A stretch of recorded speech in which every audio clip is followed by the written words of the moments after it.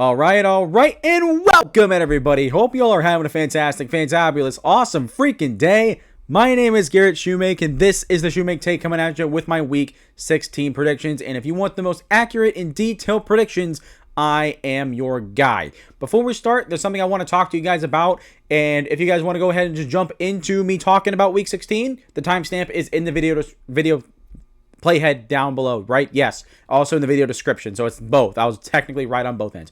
But so for any of you that are out there that are followers of the channel that have known me for a little bit, I love video games. And one of my favorite video games to play is Rocket League. And I was playing Rocket League with my friends before I set up to record this video. And let me tell you something. I'm not a toxic player when it comes to playing video games. But if you are toxic to me, you bet I am going to give you HE double hockey sticks. Here's the deal. I was playing Rocket League. I was playing 3v3 with my friends. And the first opponent we lose to them. They weren't toxic. We get the second one. This person starts yapping. They start running their mouths. And a common phrase, if you guys don't play Rocket League, obviously it's like car soccer.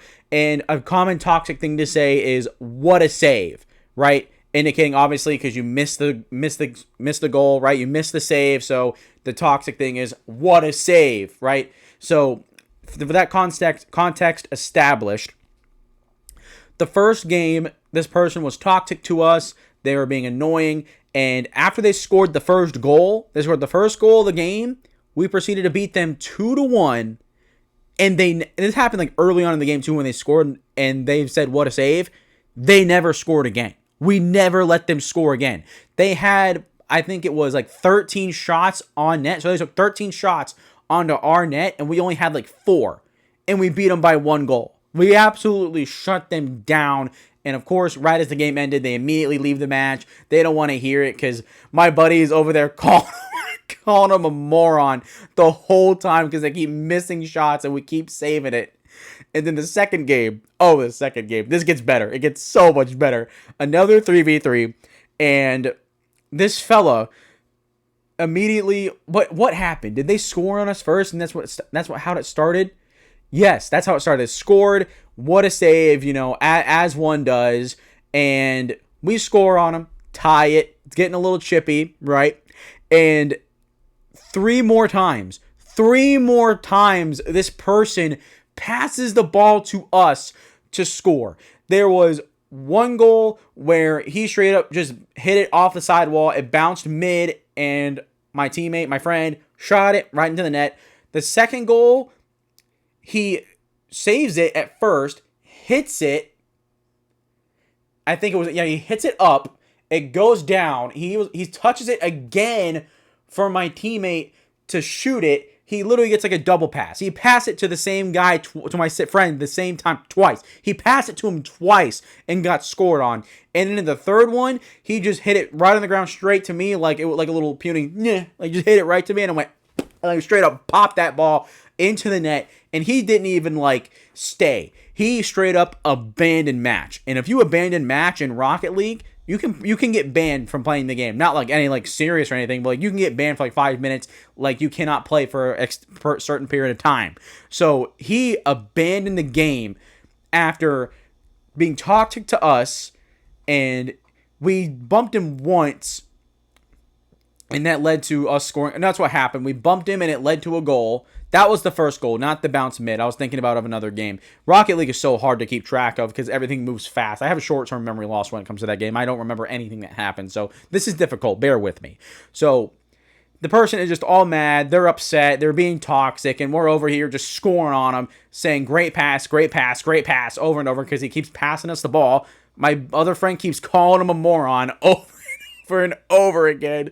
So absolutely amazing. Don't be toxic in video games, guys. It is not worth it because you're either going to make someone's day, someone might be having a bad day and you're just going to make it worse, or you're going to sit there and you're going to be toxic. You're going to open your mouth and then you're going to get fed directly. You're going to have to take your own medicine, and you're going to lose a lot of aura, as the kids say it. Like, that's a straight up aura loss right there. If you're toxic and you lose and you can't back it up, Nah, you're not it. You're not that guy, pal. Trust me, you're not that guy.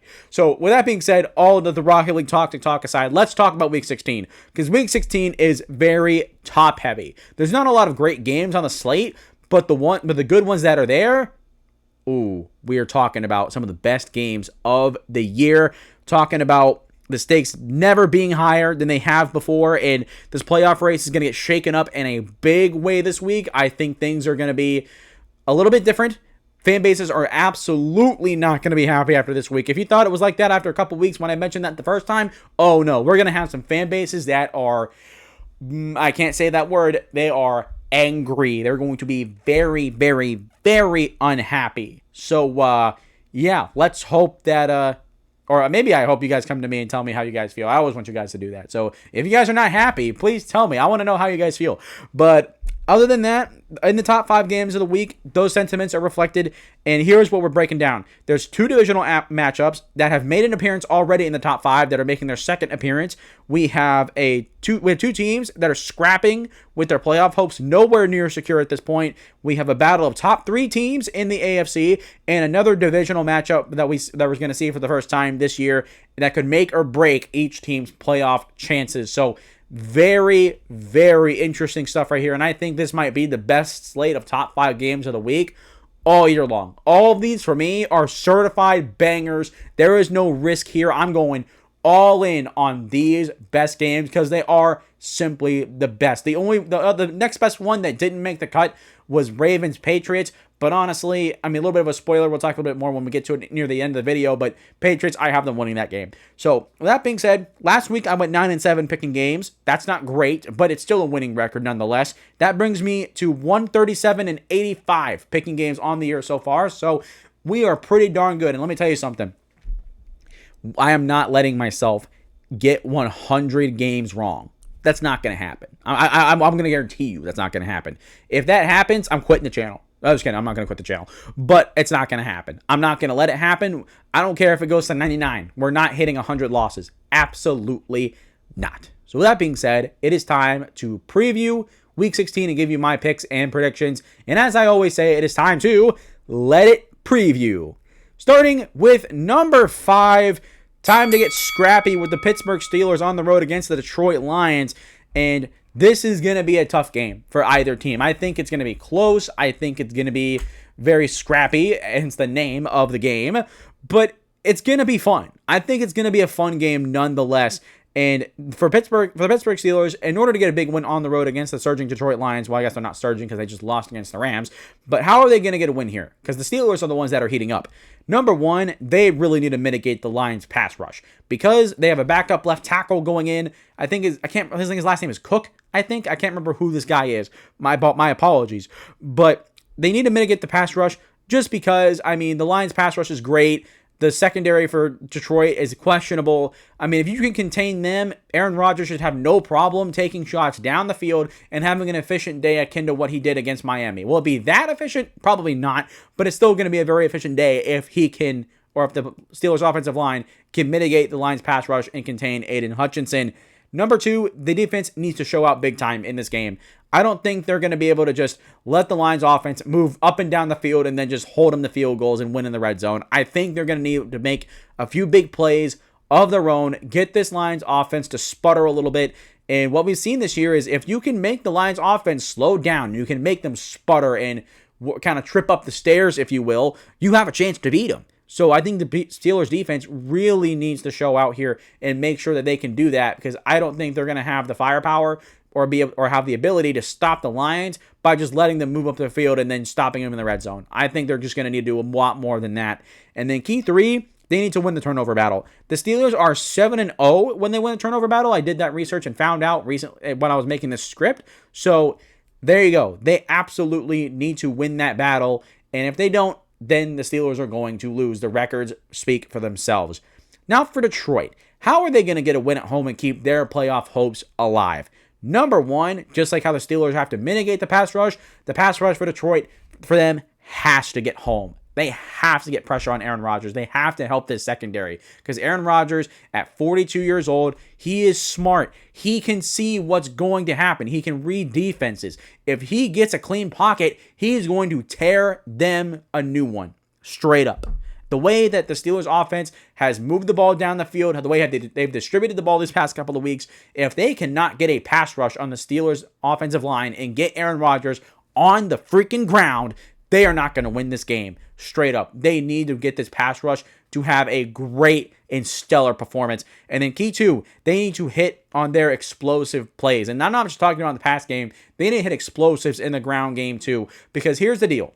I have a good feeling that Aaron Rodgers is going to be able to score on this defense. He's going to be able to move the ball well because of his experience. And if it gets to a point where the Steelers are able to do that as the Lions offense against a mostly been bad Steelers defense, you need to be able to go punch for punch, blow for blow. You need to be able to hit explosives as much as Pittsburgh, if not more than Pittsburgh, if you want to win this game. And then key three, no turnovers. The last thing you want to give is the Steelers momentum. It's been a narrative that I've talked about with this team for a little bit now over these past month or so. So if you give momentum to Pittsburgh, they're probably going to take advantage of it. So have no turnovers. Don't get your defense backed up and help and hurt your offense in the process. Or maybe I'm saying that backwards.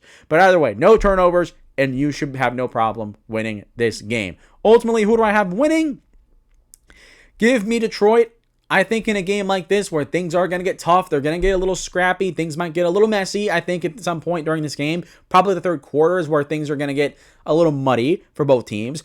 But I think the Detroit Lions are a little bit more equipped to handle this situation. I know that the Steelers are playing solid football right now. Dare I say, really good football. Their defense is playing better in December, so that's a good sign. But right now, I mean, I don't know. Am I like a Lions stan? Maybe a little bit. Like, I wouldn't argue with you. A little bit of bias going into that. But honestly, like, I think Detroit's just going to pull it out. I think they're going to win this game. They're at home. They have a lot to fight for just as much as Pittsburgh does. But also, I mean, I kind of want Pittsburgh to lose just to make that battle between Baltimore and Pittsburgh be a little bit more fun. I want that to really stretch into the last game of the year. I want that to be a win-and-end scenario for those teams because I think that would be absolute cinema. So if that happens, by all means, that'd be awesome. And the first step of that is the Lions beating the Steelers. So I have Detroit winning this game. Moving now to number 4, the rematch in Lumen, Rams Seahawks. And this game is currently going on right now. Actually, it's 11:40 as I'm recording this right now, so the game is over. I do not know who won. I did not follow anything of the game. I had a lot to do today, so I'm going to rewatch it tomorrow on Friday when you guys are seeing this and get my thoughts and get my notes down, get it all done, and that way I can give you guys my still accurate recap. So I'm not skipping the game. I'm gonna watch it tomorrow. No worries about that. But for the Rams, if they are going to get a win I guess I should say, if they won this game against the Seattle Seahawks, here's how they would need to do it. Key one is to pressure Sam Darnold. Rams or Seahawks have been one of the most worst teams in the NFL committing turnovers. If you can get pressure on him, make him uncomfortable, you can force mistakes and help your secondary get in more advantageous situations. Remember, last time these two teams faced off, the Rams got 4 picks off of Sam Darnold, so that needs to continue. Key 2, got to contain Jackson Smith and Jigba. I mean, that's going to be a key. Whoever's facing the Seattle Seahawks until the end of the year at this point. I mean, it's been like that all year, and for good reason. JSN should probably be Offensive Player of the Year, in my opinion. He's playing insane. I don't know. There's not really much I can add to that. I mean, it's the same key every week for them. They have to be able to contain Jackson Smith and Jigba. He's been incredible, and I expect the Rams to be able to do a better job this week. And then number 3, got to win on third down. Against Seattle Seahawks, they've struggled on third down over these past few matchups dating back to last year as well. If they can win on third down, that'll help sustain their drives and not give opportunities to Seattle's offense. And then for the Seahawks, how are they going to get a win at home and get the revenge against the Rams? Number 1, they have to take care of the ball. I mean, that they cannot have 4 picks like they did last time. They cannot have turnovers like they did last time. They got to play a much more clean game if you want to beat the Rams. If you lose a turnover battle against the Rams, you're as good as lost. So if you can take care of the ball, don't turn it over, you're going to have a much greater chance of winning. And then number 2, they have to win in the red zone. This was another big struggle in their last meeting. They went 1-4 last time. That needs to be better. Even if they go like 3 for 4 or 4 for 5. Like they need, like they can't miss more than one red zone opportunity. That's like the threshold I'll give them. So they need to at least, if they miss more than one red zone attempt, they're not going to win this game. Straight up, it'd be better if they went 100%. That would be my goal, obviously. But it's going to be hard. It's the NFL. You can't be 100% perfect all the time. So if they can just succeed in the red zone and be better than what they were last week and overall hit more than what they don't, I think they'll be okay. And then key 3, I want to see them be aggressive a little bit. I want to see them take shots down the field. I want to see them, attack over the middle. I want to see them, really push the push the Rams a little bit, really challenge them, kind of force them to keep up with you, if you will. Because if the Seahawks, when the offense is doing right, as I sit back for a second, sorry if the audio changes, but the thing is, Seattle, if they can be explosive on offense, like they have been for most of the year, and put this Rams defense on its heels and put more pressure on the Rams to continue to throw the ball down the field when you got Devontae Adams out and you have Puka Nacua, who's going to probably play great in this game. If he didn't play great already, I don't know. I really don't know what happened in this game. It's already over, but I have not checked it, I promise. But if you can do that and kind of force the Rams to keep up with you, I think that puts you in an advantageous situation. So being aggressive, being forceful, not being afraid to go for the big play. Go for 2-point conversions. Shoot, do it. Why not? Why not go for 2-point conversion? Like, get points on the Rams. Throw against the Rams. Go there and not be afraid to throw your heaviest punches at this football team. This is the best team in the NFC right now. If you can take them down, then that says a lot about you. That says a lot about your team and what you're about. And considering that they lost so badly the last time, not like they got blown out, but it was a disaster. The Seahawks probably should have won the first matchup had it not been for their own mistakes. So if they can be aggressive and take care of the ball, then they should be fine. But ultimately, who do I have winning? I have the Rams winning.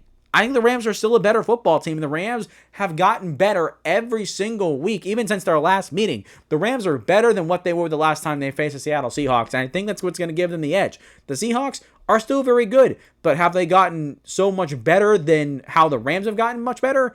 I don't think so. I think the Rams are a better football team than what they were in their last meeting, more than how Seattle's grown and developed in their own right. So I think that's what gives them the edge. Now we move to our next rematch on the list. Number 3, rematch in Soldier Field, Packers-Bears. Here's the deal. Without Micah Parsons, this is like a godsend for the Bears. They need to capitalize on that big time. But for Green Bay, they need to be able to control the ball. And how does that start for them? Key 1, got to let Josh Jacobs cook. They need to rely on Josh Jacobs a little more in this game. I think the Bears' defensive line is better than their secondary, but they need to do a better job at maintaining possession. They need to be able to sustain drives and probably win time of possession. That was a problem for them against the Packers, or against the Bears, because the Bears were able to stay in this game and hang around because they ran the ball really well. If you can run the ball well yourself, that'll help even things out and maybe keep this game a lower score compared to how the Bears dropped 31 points against the Browns last week. Key 2, no turnovers. I've noticed that this is the third week in a row, or third game in a row on this list that talked about turnovers, but turnovers are important. In games like this, when the stakes are at their highest, turnovers are at their absolute highest. I mean, simply put, turnovers mean everything in the NFL. So, that's not like breaking news or anything, but when the stakes are higher, turnovers in turn raise in value as well, if you will. So no turnovers for the Packers. They had 2 last week and lost that battle against Denver, and Denver made them pay for it. So if you can keep the ball clean and not turn the ball over, you will not give Caleb Williams great field position against a pass rush from Green Bay that has been mitigated without Micah Parsons. And then speaking of that pass rush, key 3, without Micah, they need to step up. They need to do a much better performance than they were last week, or last week. Yeah, last week they need to do a better job and what they were last week, and in their last meeting against Chicago, Caleb Williams was able to roll around, make plays, and make really high-level throws. Then those are throws that, as a Packers defense, you should not be allowing. I get Caleb Williams is great. He's really fun to watch. He's talented. But come on, this defense was touted as one of the best in the NFL going into the year. You cannot have that. You cannot have the Packers slowly but surely make their way back and just have success on passing downs with Caleb Williams over and over again, letting him roll out of the pocket, making plays. You have to step up. Micah Parsons was almost a non-factor in that game. And without him, I mean, the pass rush might not have a chance. But if they want to beat the Bears, they're going to have to put up a really good performance and much better one compared to their last meeting if they want to win. And then for Chicago, key one for them, they need to get off to a fast start. Because if they can get the Packers on their heels, their three keys will fall apart. If you can get up 7-0, 10-0, and take the ball out of Josh Jacobs' hands, force Jordan Love to throw the ball more, which can force more turnovers, and in turn, if you are able to mitigate this pass rush and move the ball with ease, then these three keys for Chicago or for Green Bay will fall apart completely. So getting off to a fast start, very important. And the number two, capitalizing off of turnovers. That's what Denver did last week against Green Bay, and that's what they didn't do in their first meeting against the Packers. If they can get a turnover, this time they need to convert them into touchdowns or at least field goals and get points off those turnovers. That was the big killer. They got one turnover off Jordan Love, and they couldn't do anything with it. Had they got a field goal, the game would have gone to overtime. Had they gone for a touchdown, or had they gotten a touchdown, they would have won the game off of that one turnover, getting points off of it. So they need to capitalize on turnovers this go around. And then key three, offensive line needs to step up big time. Because Micah Parsons is out, the Bears' offensive line should have a good day. They should win this matchup straight up. And so stepping up, give Caleb Williams time, let the run game do what it's done all year, and the Bears will be fine. I think that with that being said, the Bears win, and they get their get back with that. I mean, I think that they will get to a fast start. I think that, well, they may not be able to capitalize off turnovers. They're definitely going to get to a fast start, and their O-line is definitely going to be stepping up big in this game without Micah Parsons. I mean, considering how bad the Packers pass rush was in this meeting and then last week, the Bears should not have a problem. They should not have a problem containing the Packers defense. I get it. They're talented. They're still good. But, I mean, the Bears offensive line is still really good as well. I think this is a matchup that they should win. So that's why I have the Bears winning this game. Moving down to number 2, and in a top 3 battle in the AFC, we got Jaguars, Broncos. Broncos at home for a second straight week, hosting yet another elite football team. So this one's going to be close. This one's going to be fun. It's going to be exciting, and I think that there's going to be one or two plays that are going to make all the difference in this matchup. But for Jacksonville, how are they going to win? Key one, they need to contain the Broncos' pass rush. The Packers did a solid job at that last week, and it allowed them to stay competitive. If they can contain the pass rush and they can keep Trevor Lawrence clean, he's going to play efficient ball, he's going to play clean ball, and probably not commit any turnovers. And in turn, that goes into key 2, where if they can contain the pass rush, their ground game is going to remain supreme. We've talked about it these past few weeks with Jacksonville and how good they are when they run the ball and how bad they are when they don't run the ball. It's a stark difference for a good reason. I should say for a good reason, but there is a stark difference for a reason. I'm getting a little too ahead of myself talking about this, but if you can contain the pass rush and slow that down, you should in turn be able to run the ball well, and the ground game, the engine, the lifeline of this offense will continue to be successful. They go in a package deal here with these two keys. And then key 3, force turnovers. I don't think the Packers, I don't think the Jaguars are going to be able to beat the Broncos straight up without forcing takeaways. I think they're going to have to force one or two and kind of take this hot Broncos offense after last week and flip it on its ear a little bit. I think they're going to have to be able to capitalize on defense. So with that being said, for Denver, what do they got to do? Number 1, obviously, is stopping the run. You stop the run in Jacksonville and they fall apart, and you probably win the game straight up. The record speaks for itself. But then key 2, you got to get up early on them. This is different from Chicago getting a fast start, where, yeah, you kind of want to put the Packers on their heels because that'll cause their keys to fall apart.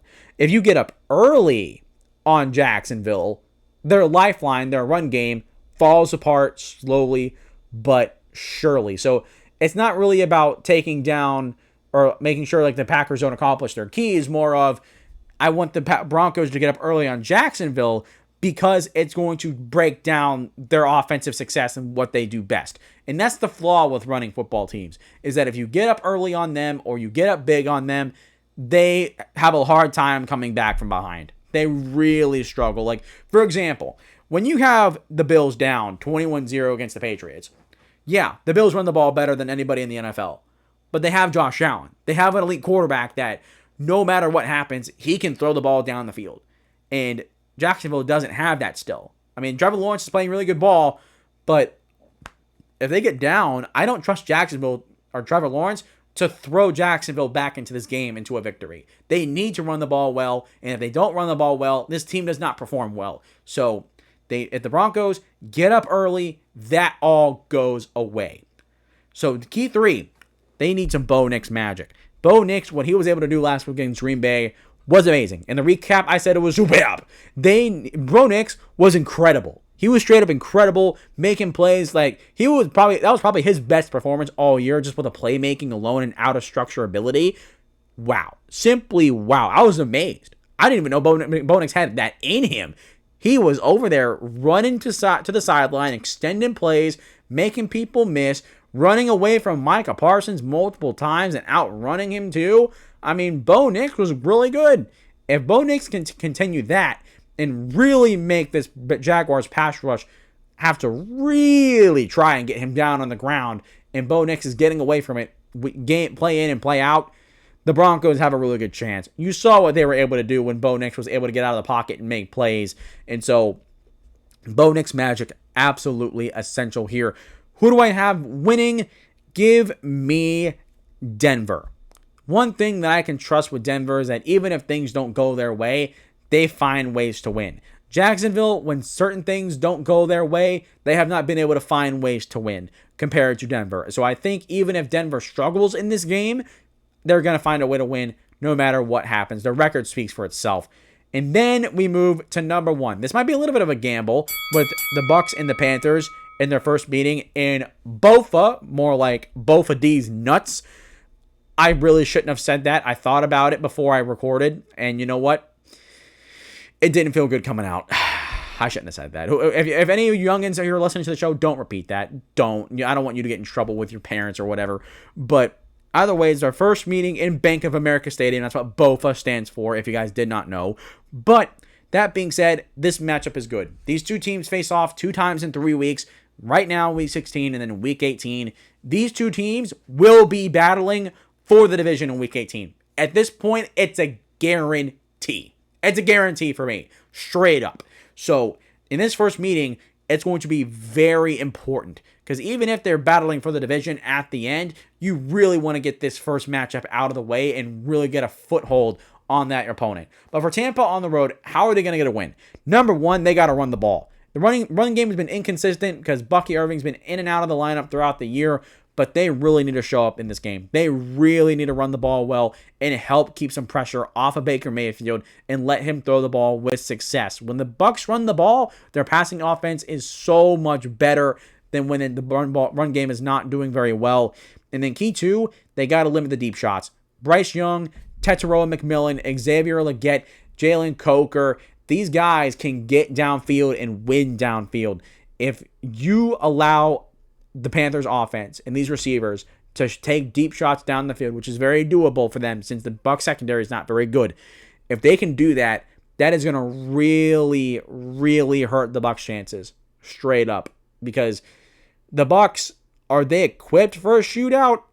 I don't really know. And that leads to key three, where the Bucs are going to somehow have to find a way to score points. Like, I don't think they're going to be able to drag this team into the mud. I don't think it's going to be like a 17-10 or a 24-17. I think this is going to be like a 31-28 type of game. I mean, the Bucs are going to have to score points. They're going to have to get in the end zone, score touchdowns, not field goals. I mean, while maybe this game may not be a shootout, one of these games in Week 16 or Week 18, I guarantee you is going to turn into a shootout. It's going to be a fun game. It's going to be back and forth, exciting, all offense. And if the Browns, What is wrong with me? If the Bucs want to beat the Panthers, they are going to have to score a lot of points to win this game. For Carolina, what are their keys? Number one, they got to pressure Baker Mayfield. If you can get pressure on Baker Mayfield, get him on the ground, force a couple of takeaways, that's going to help your cause a lot more. And then number two, I want to see a smooth operation on offense. One thing that the Panthers have had issues with during the year is some things have been a little problematic, where the passing game isn't going right, or the run game has had its struggles in a couple of games. I want to see them run the ball well, throw the ball well, play clean, win on third down, sustain drives. I want to see a smooth operation on the offensive side of the ball. If they can do that, that's going to help them do key three, which, big surprise, score points. They also need to score points to win this game. That's why I'm saying I think one of these games is going to be a shootout. And if this is the one where it is, they're going to need to come away with touchdowns. And both of these teams can score on these defenses. Their secondaries have not been phenomenal by any means. I think that this could be a 31-28 type of game. It probably will be, and that's what I'm going to be banking on. I'm excited for that. These two teams match up very well, and for the division, with it being on the line, it does not get much better than this. So that being said, that is it for my top 5 games of the week. So now we can look at the rest of the Week 16 slate. Let's go ahead and pull up the graphic right now, and let's start it off with a bang. Eagles, Commanders on a Saturday. By the way, Bears, Packers is also on Saturday, so remember that. But in this Saturday matchup, give me Philly. I think Philly wins this game. They're still a better football team than the Commanders, and maybe the Commanders can pull off an upset. I don't buy it. I think the Eagles are still a better football team. I think they win this game by a couple scores. And then Bills, Browns. Bills. There is no reason for me to pick the Browns over the Bills. Absolutely not. Although Shedeur Sanders might have a better game this week than he did last week against Chicago. LA, Chargers, Dallas Cowboys. Give me the Chargers. The Cowboys, their season is on life support if it hasn't been ended already. The Chargers are playing really good football right now. There is no reason for the Chargers to lose to the Cowboys. Maybe with George Pickens and CeeDee Lamb, they make things interesting, but the Chargers are an overall much better football team. They should take care of their business here. And then Bengals, Dolphins. Quinn Ewers is making his first career start in this game after Tua got benched and got demoted to third string, which straight up, that's disrespectful. I'm sorry. Tua's career in Miami is over. Straight up. But that's not the point. Bengals, I have them winning this game. I think that they're going to go ham on this defense, and Quinn Ewers in his first start. This is a great opportunity for the Bengals defense to get some continue their momentum and have another good performance on defense, even though they got shut out last week against Baltimore. And then Jets, Saints. Give me the Saints. Saints are playing much better football right now, and the Jets are still the New York Jets. They're still absolutely miserable. The Saints should win this game pretty easily, honestly. I would go far as to say their improvement has been very good, and I said this early on in the year, this is a more competitive football team than what their record shows, and now they're starting to actually prove that with winning 2 straight games, make that 3 if they beat the Jets. Then we got Giants, Vikings at New York Giants. Give me the New York Giants. This quarterback matchup between McCarthy and Dart is going to be interesting. It's going to be fun, but I think the Giants defense is going to come up big in this game against J.J. McCarthy. I know that J.J. McCarthy has faced some defenses that are a little iffy. I know the Giants have not been great, but they're still better than what they've gone up against, I think. So give me the Giants to win this game and for Jackson Dart to have a positive game. And then Chiefs, Titans. Give me the Chiefs, even though Patrick Mahomes, they're still a better football team. Next. Falcons, Cardinals. You know what? I'm going with the Cardinals on the upset here. I think the Falcons are a better football team, but the Cardinals haven't won in a while. I think they match up well against another poor football team in Atlanta. I think that they find a way to win this game in a close one. And then Raiders, Texans. Give me the Texans. No reason to pick the Raiders over the Texans. They're going to get walloped next. Patriots, Ravens. Sunday Night Football, the game that just missed the top 5. Give me New England. As much as I want to believe this game is going to be close, as much as I believe this game is going to be fun, I don't know. Mike Vrabel has a great history of being able to game plan against Lamar Jackson, and I think that the Patriots win by a couple scores. I think it's going to be a game where like the Ravens are down by a score the majority of the game, and then in the fourth quarter, the Patriots score one more and put the game out of reach. And then lastly, Monday Night Football, 49ers, Colts. Give me the 49ers. We're going to see Phillip Rivers in prime time, which is not on my bingo card for 2025 at all, as for nobody. But I think that this game will be a little bit more interesting than I think. But I think the 49ers are still a better football team, and they pull out another win, and the Colts season continues to collapse. So that being said, that is my Week 16 picks and predictions. Sorry that I was stuttering a lot, misspeaking a lot. Honestly, my brain is running on all cylinders. I'm never going to play a intense video game like Rocket League and then record a video ever again. That just does not mix at all. So I apologize for that. It will be a lot better in the recap, I promise. But with that being said, let me know how you guys are feeling about your team in the comments down below. Are you going to be happy? Do you think your team's going to win? Are they going to lose? Let me know what you guys are thinking. Lastly, or second to last, make sure you guys hit the like and subscribe button if you made it this far. Please, it helps me a lot. I would really appreciate it. And then lastly, make sure you follow me on social media, whether it's Facebook, TikTok, Twitter, Instagram, all that good stuff. It is 12:03. I got to get this video edited so I can go to bed. That is going to do it. I really love you guys. I really appreciate you guys. And as always, I will see you all next time.